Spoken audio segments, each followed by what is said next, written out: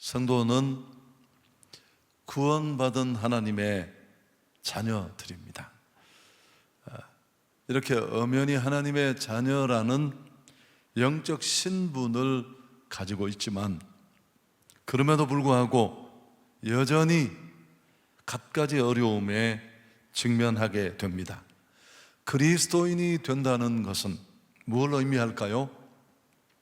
이 땅의 모든 고통으로부터 면제됨을 의미하지 않습니다. 이걸 잘 모르는 분들은 고난받는 신앙인들을 향해 비난하거나 오해하는 경우가 많습니다. 도대체 뭘 잘못한 거야? 얼마나 회개할 게 많길래 저런 어려움을 당해? 그렇게 생각하기도 합니다. 남의 일이라고 쉽게 함부로 말할 수 있습니다. 욥의 친구들처럼. 오늘 이스라엘을 보십시오. 현재 그들의 위치는 르비딤이라는 곳입니다. 신광야를 떠나 여기저기를 거쳐 여기까지 왔습니다. 그런데 오늘 이스라엘을 이 문제 앞에까지 이끄신 분은 하나님이십니다. 하나님을 따라 온 여정이지만 물 부족이라는 큰 어려움을 그들은 오늘 만나지 않습니까? 1절에 이스라엘 자손의 온 회중이 여호와의 명령대로 신광야에서 떠나 그 노정대로 행하여 르비딤의 장막을 쳤으나 백성이 마실 물이 없었다. 오늘 이스라엘이 잘못해서 닥친 일이 아닙니다. 하나님의 명령대로 나아가는 여정에 있었던 일입니다. 바르게 살려고 애써도 믿음으로 매번 살아도 어려움은 여전히 우리 앞에 있을 수 있습니다. 단순히 흑백 논리로 판단하는 기복신앙은 성경적이지 않습니다. 잘 되면 하나님의 축복이고 그렇지 않으면 징계라는 단순한 생각은 내려놓아야 합니다. 고난 속에는 우리가 이해하지 못하는 더 크고 깊은 하나님의 섭리가 깔려 있습니다. 말씀을 끌어안고 믿음으로 살려고 고민하며 나아갑니다. 그래도 사업은 여전히 어렵고 가정의 문제는 꼬이고 그럴 수 있습니다. 건강에 또 치명적인 질병이 찾아오고 오늘 오전에 일부 때 오은주 집사님의 간증도 그런 류의 간증 아니었습니까? 믿음으로 살아도 어려움이 닥치며 흔들릴 수 있습니다. 의심이 생기고 더 심각하면 하나님의 존재 자체에 대해서 우리는 회의할 수도 있습니다. 신앙이 어리거나 체험이 부족하면 이런 현상은 더욱 짙어집니다. 7절 하반절에 이스라엘이 보인 반응이 그렇습니다. 그들이 여호와를 시험하여 이르기를 여호와께서 우리 중에 계신가 안 계신가 하였더라. 큰 어려움을 예민한 각도에서 만나면 누구든지 이렇게 흔들릴 수 있습니다. 자, 물 부족에 대한, 여러분 우리는 그냥 물 그것이라고 말하지만 광야에서 물 부족은 우리의 생각과는 많이 차이가 있습니다. 생명과 직결된 것입니다. 인간이 겪는 고통 가운데 갈증은 배고픔이나 다른 아픔보다 더 근원적인 필요입니다. 참기 더 어렵다고 하는데 이런 물 부족에 대한 이스라엘의 반응이 어떠했습니까? 자, 우리가 2절, 3절 차근차근 같이 한번 읽어보겠습니다. 백성이 모세와 다투어 이르되 우리에게 물을 주어 마시게 하라. 모세가 그들에게 이르되 너희가 어찌하여 나와 다투느냐? 너희가 어찌하여 여호와를 시험하느냐? 거기서 백성이 목이 말라 물을 찾으매 그들이 모세에게 대하여 원망하여 이르되 당신이 어찌하여 우리를 애굽에서 인도해 내어서 우리와 우리 자녀와 우리 가축이 목말라 죽게 하느냐? 물 부족이라는 심각한 사태에 직면한 이스라엘이 보이는 반응이 무엇입니까? 그들은 모세와 다투었습니다. 그리고 원망을 쏟아놓습니다. 10가지 재앙을 경험했습니다. 홍해를 육지같이 건넜고요, 바로 직전에도 하나님은 만나와 메추라기로 그들의 줄인 배를 채워주셨습니다. 그 많은 간증을 경험하고 누렸습니다. 제가 맨날 이런 표현을 쓰는데요, 어쩌면 그들 신발에는 그 홍해를 건널 때 묻었던 진흙이 아직도 매달려 있을지도 몰라요. 그렇지만 마실 물이 없자, 문제를 만나자 대들고 공격합니다. 비판하고 원망하며 온갖 불평을 쏟아놓습니다. 여기 2절에 나오는 다투다라는 리브라는 히브리어를 좀 더 들여다보면 격렬한 다툼이나 질책을 나타내는 단어예요. 예전과는 많이 달라진 상황을 볼 수 있습니다. 마실 물을 달라고 요구하면서 아주 격한 발언까지 서슴지 않았습니다. 인간은 어려움을 만나면 본능적으로 탓할 대상을 찾습니다. 그리고 10중 8구는 이런 그들의 탓할 대상의 지도자들이 걸려드는 경우가 대부분입니다. 저도 목회하면서 많이 영광을 너무 많이 누렸지만 어려움도 많았습니다. 전에도 한번 얘기를 했나요? 어떤 경우에 암 환자가 한 서너 분이 계속 나오니까 한 분이 저에게 찾아와서 목사님이 좀 기도를 더 해주셨으면 좋겠다고. 뭐 제가 길게 얘기를 못하지만 당신이 기도를 더 뜨겁게 간절히 했으면 이렇게 하나님의 교회에 심각한 병을 앓는 사람들이 저렇게 연이어 나오겠느냐. 맞는 말입니다. 더 기도해야 되고 또 대부분의 책임은 지도자에게 있을 수 있습니다. 근데 또 인간적으로 열이 팍 받치더라고요. 그럼 건강할 때 누가 내게 찾아와서 목사님 그렇게 늘 기도해 주셔서 저희가 건강합니다, 그런 사람 한 사람도 없었거든요. 좀 화가 나긴 했습니다. 여러분, 교회 안에 또 하나 큰 시험을 불러오는 일이 리더들을, 직분자들을 세우는 일입니다. 또 난리가 나잖아요. 혹시 본인은 정말 하나님이 내게 그런 직분을 주실 것이라 마음을 먹었는데 잘 안 되면 다 지도자를 향해 말합니다. 목사님이 자기를 싫어하는 것 같고 안중에도 없는 것 같고. 그럼 또 직분을 받은 분들 중에 몇 분은 찾아와서 막 무슨 라면이라도 한 상자 들고 와서 감사하다는 얘기를 하는 분이 한 사람도 없습니다. 지금까지 나는 못 만나봤어요. 여러분, 참 놀랍지 않습니까? 광야 길에서 지치고 그 타는 듯이 찾아오는 갈증, 우리는 어쩌면 상상조차 하기 어려울 텐데 얼마나 목말랐을까요? 지도자를 향해 이런 공격을 쏟아놓는다면 오죽했겠습니까? 그렇지만 우리가 꼭 짚고 넘어가야 될 중요한 한 가지 교훈이 있습니다. 하나님은 왜 이스라엘에게 이런 고통을 허락하셨을까 하는 것입니다. 애굽의 그 절망에서 그들을 끌어냈습니다.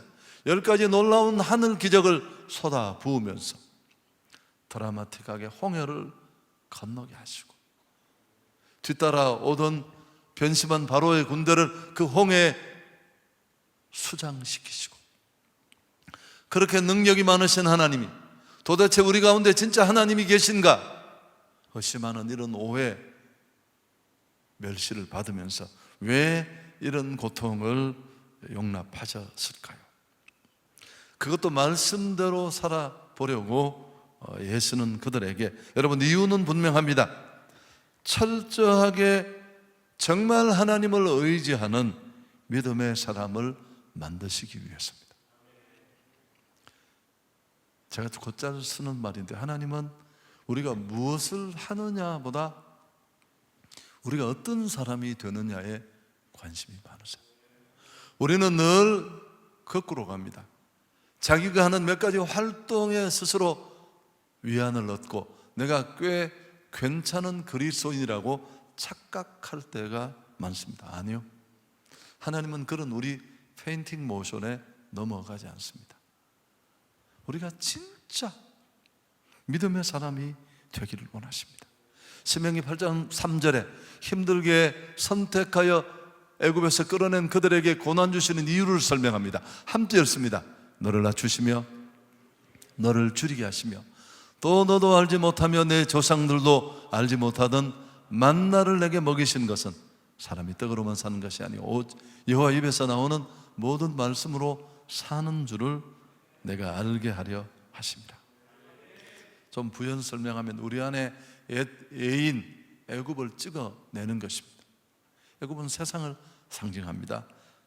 그리고 진짜 종교인이 아니라 정말 참 신앙인, 하나님 한 분만 믿고 올인하는 진짜 상도를 만드시기 원해서 우리를 더 단단하게 정금 같은 신앙으로 만들어 축복하시려고 하나님은 이런 고난에 우리를 던지십니다.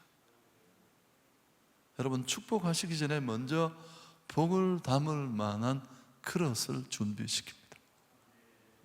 성경 외밖에 예외가 없습니다. 역사 속에 주목받고 어떤 형태로든지 다양한 분야에서 쓰임받는 사람들은 다 죽음 같은 시간이 그들이 누리는 축복만큼 있어서, 여러분, 이스라엘은 그러나 이런 하나님의 기대를 부응하지 못했습니다. 마라에서 벌써 그들은 이 비슷한 경험을 했어요. 그때도 하나님은 은혜 위에 은혜를 베푸셔서 선물을 단물로 바꾸어 주셨습니다. 하지만 이스라엘은 이런 과정을 통해 하나님으로 사는구나, 은혜로 사는구나, 충분히 하나님을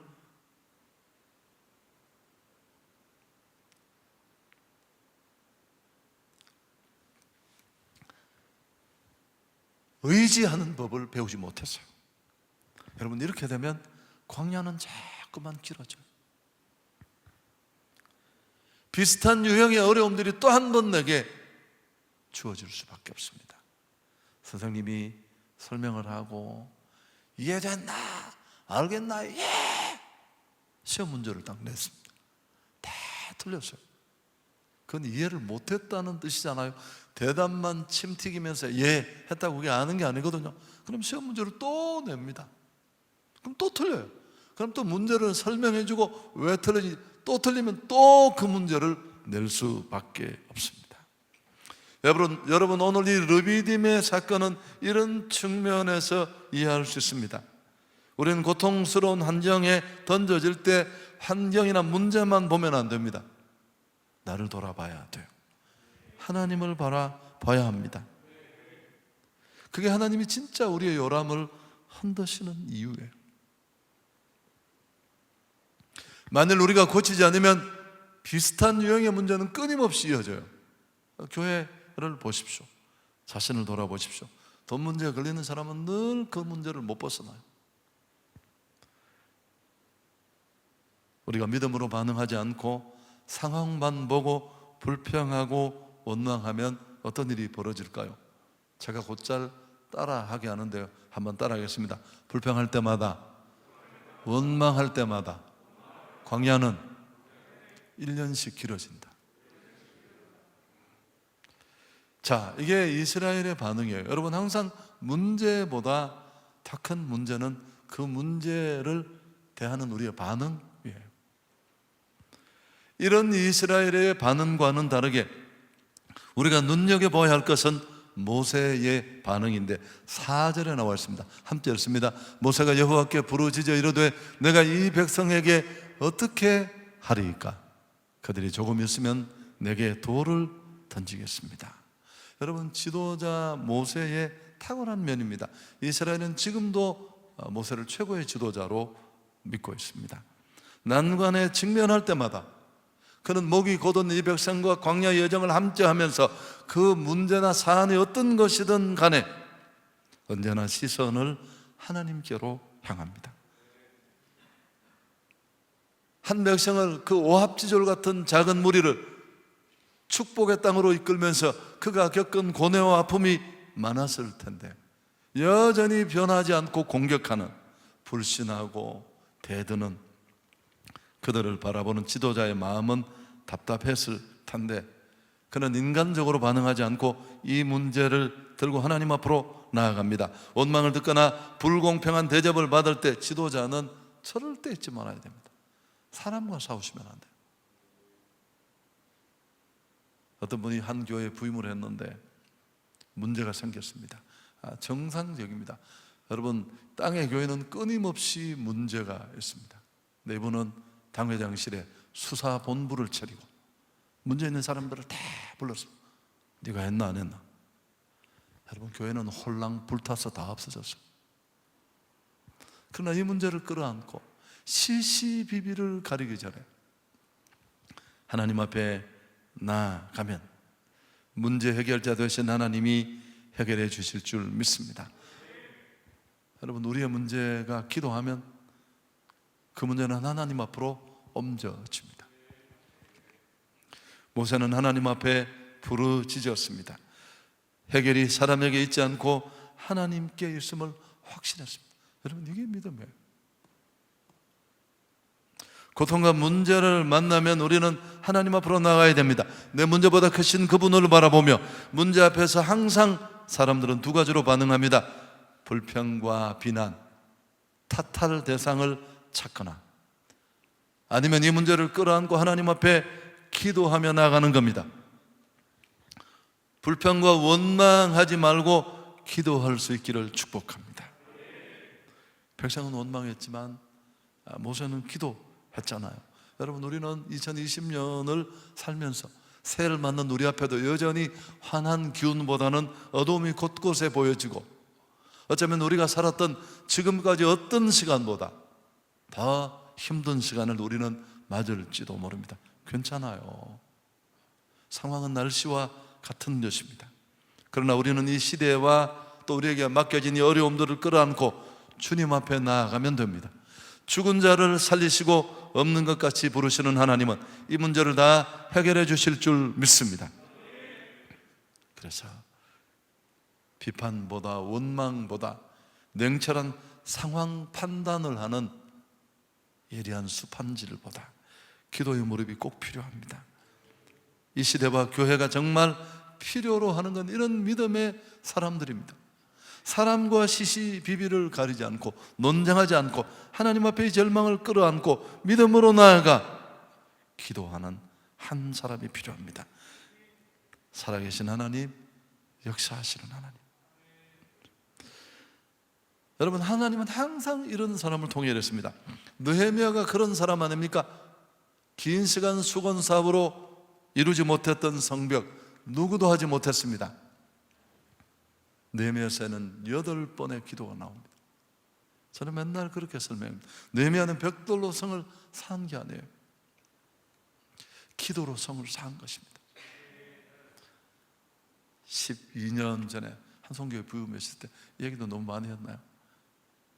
우리 상황은 대단히 좋지 않았습니다. 남부순환도로에 다니는 이 수천 대 차량들이 대부분 한성교회를 알고 있었습니다. 또 한성교회 당한 그 일은 침소봉대되어서 훨씬 절망적인 얘기로 누가 전도를 해서 한성교회 앞에 내리려고 하니까 택시 운전수가 앞에 열방교회로 가시는 게 나을 것 같더라고요. 왜 그러냐고 물으니까 그 교회에 문제가 꽤 많습니다. 새 가족이 제게 고발한 이 사건입니다. 제가 이 기사를 지금까지 찾고 있는데 아직도 못 찾았습니다. 여러분, 저는 얼마나 답답했겠습니까? 50대에 제가 왔는데 하나님 앞에 할 수 있는 건 별로 없었어요. 뭐가 있었을까요?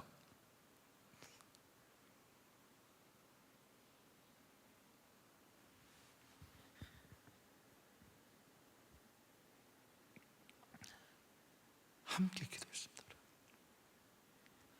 휴지 한 통을 다 뽑아가면서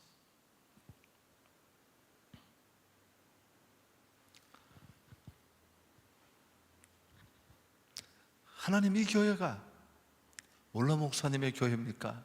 아니면 저의 교회입니까?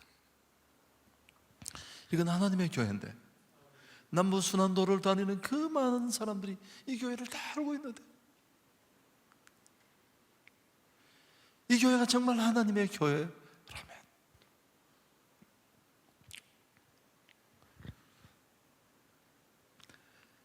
이 교회가 하나님의 교회라는 증거를 보여주십시오. 매일 통곡했습니다. 우리는 제가 또 통곡을 하니까 어떤 분이 메일을 보내서 왜 그렇게 우느냐고. 아니 무슨 애들이 애를 먹이느냐고. 여러분, 우리 애들은 적어도 내가 알기로는 아빠보다는 훨씬 나은 애들입니다. 나는 시험이라는 시험은 한 번도 붙은 적이 없고 다 떨어졌어. 그 흔한 강도사 시험까지 떨어졌어. 주변 사람을 불편하게 했는데요. 우리 아이들은 다 붙더라고요. 하나님 밥 감사했습니다. 제가. 여러분, 아니었습니다. 교회를 생각하는 마음뿐이었습니다. 하나님이 우리의 그 간절한 간구에 어떻게 응답하셨는지 우리 모두가 증인입니다. 여러분, 구름대 같이 몰려왔어요. 매년 수천 명씩이 교회 안으로 쏟아져 들어왔습니다. 사람의 말로는 설명할 수 없는 일이죠. 사랑하는 여러분, 하나님이 왜 우리에게 어려움을 허락하실까요? 하나님만 더 온전히 의지하는 진짜 믿음의 사람을 만들기 위해서입니다. 기도할 수 있기를 바랍니다. 믿음으로 살고 시시비비 가리는 것 내려놓고 기도하면 됩니다. 저는 많이 기도했는데 기도가 좀 약해졌지만 여전히 신실하신 하나님을 향한 내 마음은 한결같습니다. 다 들어주셨어요. 하나도 빠짐없이 너무 완벽하게 들어주셔서 제가 하나님 됐습니다, 충분합니다, 그런 것까지 다 들어주실 필요는 없습니다. 요한복음 16장 24절에 지금까지는 너희가 내 이름으로 아무것도 구하지 아니하였으나 구하라 그리하면 받으리니 너희에게 부음이 충만하리라. 주변에 날씨처럼 바뀌는 환경에 일희일비하지 맙시다. 그냥 묵묵히 하나님 앞에 기도하면서 이 우리 앞에 당한 어려움들을 타개할 수 있는 우리 모두가 될 수 있기를 축복합니다. 이런 이스라엘의 반응과 다른 지도자 모세의 간절한 기도를 받으신 하나님이 처방을 내리시는데 5절 6절에 그 내용이 나와 있습니다. 하나님이 지정한 곳에 가라, 반석을 치라, 뭐 그런 내용들인데, 여러분, 목이 곧은 그 백성을 향해 하나님은 여전히 징벌 대신 물을 주시고 또 지도자 모세가 물을 내게 됩니다. 제가 드리고 싶은 말씀은, 여러분, 우리가 고난과 어려움 속에 간절히 기도하면 하나님은 반드시 깨닫게 하시고 알게 하시는 내용이 있습니다. 그게 회개가 될지, 그게 순종이 될지, 그게 헌신이 될지 무엇일지 모르지만 실천하셔야 돼요. 우리는 하나님의 음성을 듣고 싶어하고 성령의 인도받기를 간절히 기대합니다. 왜냐하면 신앙생활의 절정이 성령 인도받는 것입니다. 진짜 신앙생활은 성령 하나님의 인도받는 거잖아요. 그 성령 하나님의 인도받는 건 내 뜻도 내 생각도 내 계획도 제로가 되는 겁니다. 나보다 나를 더 잘하시고 내 인생에 참 좋은 길, 내 위치를 아시는 그분이 마음껏 나를 손에 잡고 이끄시고 인도해 주시는 그 성령의 인도받는 삶, 그건 간증으로 점철된 정말 멋진 인생인데, 그러려면 그 하나님의 뜻을 분별하고 음성을 듣고 인도를 받아야 되는데, 제가 그랬죠. 여러분, 음성 듣는 게 쉬운 일이 아니에요. 어렵지만 더 어려운 일은 뭘까요? 성령의 음성을 듣고 하나님의 뜻을 발견하고 실천하고 실행하는 게 훨씬 어려워요. 아무것도 없는 상황 속에 한성교회로 가라는 마음의 감동이 왔습니다. 아내는 바로 5초 만에 화를 냈고, 무슨 정신 나간 소리를 하시느냐고 말이야. 여러분, 그 많은 반대, 그 많은 내가 신뢰하는 사람들의, 다시 한번 생각해 보시라. 그걸 다 뛰어넘으면서 모험하듯이 나를 던지는 일은 절대 쉽지 않습니다. 한번 듣고 나면 오히려 안 들을 걸 괜히 들었어. 우리가 생각하던 길과는 많이 다를 수 있습니다. 설교 정리하겠습니다. 르비딤에서 일어난 이 사건에는 두 가지 대조되는 상황이 있습니다. 메마른 광야를 지나는 이스라엘의 기갈과 목마름, 그리고 또 한 가지는 그들의 그 목마름을 채우시는 하나님의 구원입니다. 성경은 이런 얘기들로 가득합니다. 여러분, 오늘 우리가 또 코로나라는 이 기막힌 상황, 두고두고 역사에 기억될 만한 그런 사건이 올 한 해 우리 안에 있었습니다.